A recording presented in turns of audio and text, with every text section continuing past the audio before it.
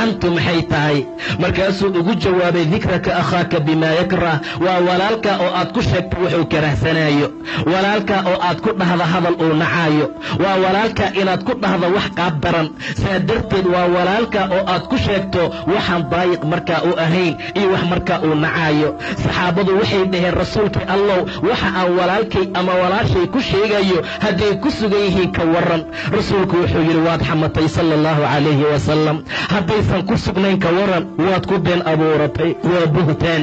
waa been abuurad buu yidhi nebiga sala allahu calayhi wasalam sidaa darteed waxay ku sugan yihiin iyo waxaysan ku sugnayn waan isugu darnay buhtaan iyo ifki iyo been abuurad ayaa loo kordhiyey war shaqada waxaan maanta shaqo ka dhigana aan iska dayna walaalayaal war dadka islaamkaa da'biya caade ay leeyihiin ma aha xanta war wax lagu yaqaana gabar muxajabaa ma aha war wiil ahludiina waxaan lagu yaqaanaa ma aha